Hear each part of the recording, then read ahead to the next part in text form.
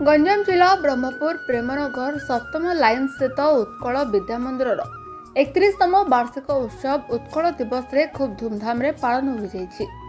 उक्त वार्षिक उत्सव रे उत्कल विद्या मंदिर सभापति विपिन बिहारी मिश्र नेतृत्व में परिचालित होता।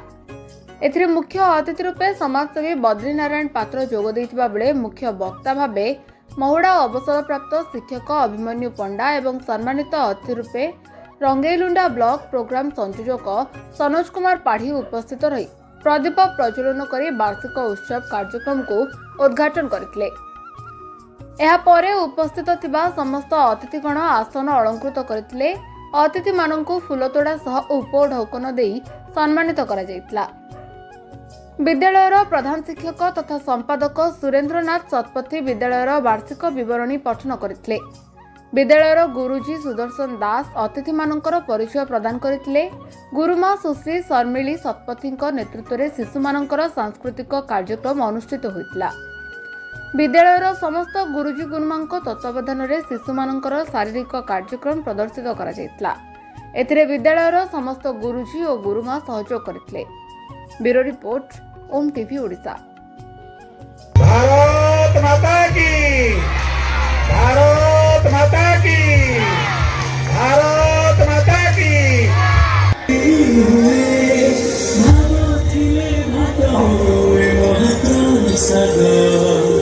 विद्या मंदिर तो बहुत किछि झड़ झंझा दे गति चली किंतु आग को भावुँ यार किसी उन्नति कर पिलांकर इम्प्रूव करने चाहूँगी। एबे वार्षिक उत्सव पर आमर जो शिक्षार मान जो आमती बढ़ से विषय मुझे आज वार्षिक विवरण कही से ध्यान देवी और पिलांकर जमी भल हम से ध्यान देवी। पुरस्कार वितरण उत्सव प्रति वर्ष आमर कराए पिला उत्साहित करने खेलर आउ शिक्षार पुरस्कार दि जाए जो द्वारा कि पिला माने उत्साहित हो आग को बढ़े। जेहेतु आम विद्या मंदिर नाम उत्कल विद्या मंदिर तेणु आज दिवस को आम सब मन रखापी यही उत्कल दिवस दिन ही आम वार्षिक उत्सव पालन करुँ। बहुत सहयोग करचलवासी सहयोग कर आंचलिक विधायक सांसद आउ मीडिया भाई माने हमको भल सहयोग कर तेणु एप्रति मु अनुष्ठान तरफ धन्यवाद जनाऊँ। तो यही विद्यालय मो झील भी अध्ययन करते 1996-97 मसीह द्वितीय श्रेणी जेहेतु लेट पार्टी फिटला जॉइन करते गुरुजी को कहीकि जेहेतु सी तो जी प्रधानाचार्य बाबा आमर पुरोहित पुरोहित यही स्कूल रे मो झील अध्ययन करी बीटेक सेंचुरियन विश्वविद्यालय पास कले बीएसएनएल भी चाकरी कले। ये छोट स्कूल हेले अध्ययन परिधि बहुत अधिक संख्या अपन देखते शिक्षक शिक्षयित्री कर्मचारी अधिक संख्यार अच्छा शिक्षा सह देखा दरकार। आम माँ बापा जन्म करदे किंतु गोटे पिला को तैयारी करिया गोटे अनुष्ठान को छाड़चे शिक्षानुष्ठान हूँ गोटे कारखाना मनीष तैयारी कारखाना। ये मनीष तैयारी कारखाना रे जो पिला आसुची शिक्षा दीक्षा माने जोटा कि खेल दौड़ संगे दि जाऊँगी। प्रति वर्ष वार्षिक उत्सव पालन कराए। वार्षिक उत्सव उत्कल विद्या मंदिर उत्कल दिवस दिन ही पालन करे। आज मत जी प्रधानाचार्य कही मो झील निजे मत फोन कला सुदूर चेन्नई जे बाबा आम स्कूल रे आज वार्षिक उत्सव कही निश्चय जीवन न जीवी ना देखु सी ये पढ़ुला के सी तो माँ मो नातुणी गलानी 8 वर्ष तेणु सी मन रखी उत्कल विद्या मंदिर आज वार्षिक उत्सव तेणु एठू किसी शिक्षा पाई से शिक्षार दिग्दर्शन से मत आज फोन कले। तेणु आगामी दिन रे स्कूल जिते जहाँ हम आम अंचल समस्त जी आम विपिन बिहारी मिश्र मोर बड़ भाई जी सभापति अच्छा प्रधान जी सुरेंद्र भाई सी मोर सान भाई जी भाई अच्छा द्वितीय भाई जगन्नाथ सी मोर श्रेणी मान सांग ये क्लास।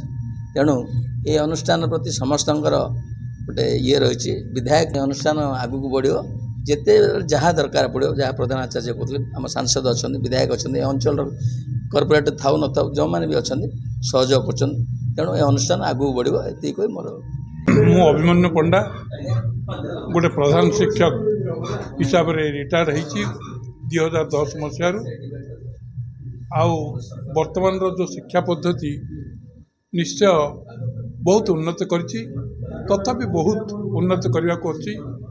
ଆଉ ଏ ସ୍କୁଲ ବିଷୟରେ କହିବାକୁ ଗଲେ ମୁଁ ଆ ସହିତ 2010 ମସିହାରୁ ଓତପ୍ରୋତ ଭାବେ ଜଡ଼ିତ।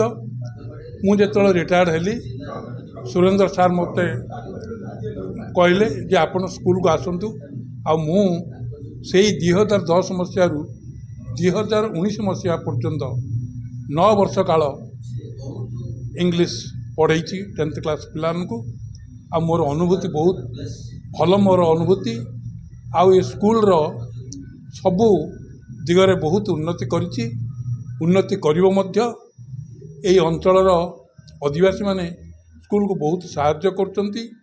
ଆଉ ଏ ସ୍କୁଲର ଗୁରୁଜୀ ଗୁରୁମାମାନେ ମଧ୍ୟ ନିଶ୍ଚୟ ଗୋଟେ ଡେଡିକେଟେଡ଼ ସର୍ଭିସ୍ କଲାପରି କରୁଛନ୍ତି। ଆଉ ଶିକ୍ଷାକୁ ଗୋଟାଏ ବୃତ୍ତି ହିସାବରେ ନ ନେଇ ୟାକୁ ଗୋଟେ ପ୍ରବୃତ୍ତି ହିସାବରେ ଗ୍ରହଣ କରୁଛନ୍ତି, ଯାହାଫଳରେ ଏହି ସ୍କୁଲରେ ଶିକ୍ଷାଦାନ ପ୍ରଣାଳୀ ବହୁତ ଉନ୍ନତ। ଛୋଟ ସ୍କୁଲ ମୁଁ କାହିଁକି କହୁଛି ନା, ଯେହେତୁ ପିଲା କମ୍ ହେଲେ ମଧ୍ୟ, ଛୋଟ ହେଲେ ମଧ୍ୟ, ସାନ ହେଲେ ମଧ୍ୟ ତାର ଦାନ ବହୁତ ମହାନ। ଆଉ ଏ ସ୍କୁଲର ନିଶ୍ଚୟ ଭବିଷ୍ୟତ ବହୁତ ଉଜ୍ଜ୍ୱଳ ଆଉ ବହୁତ ଭଲ ବି କରିବ। କାହିଁକି ଆର ପ୍ରଧାନ ଗୁରୁଜୀ ସେ ଜଣେ ଦକ୍ଷ ବ୍ୟକ୍ତିତ୍ୱ, ବହୁତ ମାନେ ପରିଶ୍ରମୀ। ଆଉ ଦୁଃଖ ଝାଡ଼ ଝଞ୍ଜା ତାକୁ ଗୋଟାଏ ଇଗଲ ପରିକା ସେ ତାକୁ ସମ୍ମୁଖୀନ ହୁଅନ୍ତି। ତେଣୁ ଏ ସ୍କୁଲର ଇଏ ଅଛି। ତାପରେ ଏ ସ୍କୁଲର ଇଏ ହେଉଛି ଉତ୍କଳ। ମୁଁ କହିଥିଲି ମୋର ବକ୍ତବ୍ୟରେ, ଉତ୍କଳର ନେତାର ନାହିଁ ପ୍ରୟୋଜନ, ଉତ୍କଳର ନେତା ସ୍ୱୟଂ ନାରାୟଣ, ସ୍ୱୟଂ ଜଗନ୍ନାଥ ଆମର ଏ ସ୍କୁଲକୁ ଚଳାଉଛନ୍ତି। ଇଏ ତ ମୋର ସ୍କୁଲ, ଏହା ସହିତ ମୋର ଜୀବନର ଦୀର୍ଘ ମାନେ ମୁଁ ଯେହେତୁ ଗଭର୍ଣ୍ଣମେଣ୍ଟ ସ୍କୁଲରେ ଚାକିରି କରୁଥିଲି, ତେଣୁ କୌଣସି ସ୍କୁଲରେ ମୁଁ 8-9 ବର୍ଷ ରହିନି। ଆଉ ଏ ସ୍କୁଲରେ ଏତେ ମୋତେ କହିଥିଲେ 2-4 ମାସ ଆସନ୍ତୁ ଇଏ କରନ୍ତୁ, 2-4 ମାସ କହୁ କହୁ ମୁଁ 9 ବର୍ଷ କାଳ କେମିତି କ'ଣ କଟେଇ ଦେଲି ମୁଁ ଜାଣିପାରିଲିନି। ତେଣୁ ଆକୁ କେବେ ଭୁଲି ପାରିବିନି। ୟା ପ୍ରତି ମୋର ଗୋଟେ ଇମୋସନାଲ୍ ଆଟାଚମେଣ୍ଟ ଅଛି ସ୍କୁଲ ଇନ୍ ଫ୍ୟୁଚର। ଆଉ ଏ ସ୍କୁଲ ବହୁତ ଉନ୍ନତି କାମନା କରୁଛି। କହିଲି ପୁରା ଉତ୍କଳର ନେତା ସେ ନାରାୟଣ ଅଛନ୍ତି, ସିଏ ହିଁ ଏହାର ଉତ୍ତରୋତ୍ତର ଉନ୍ନତି କରିବେ। ସମସ୍ତଙ୍କୁ ଧନ୍ୟବାଦ।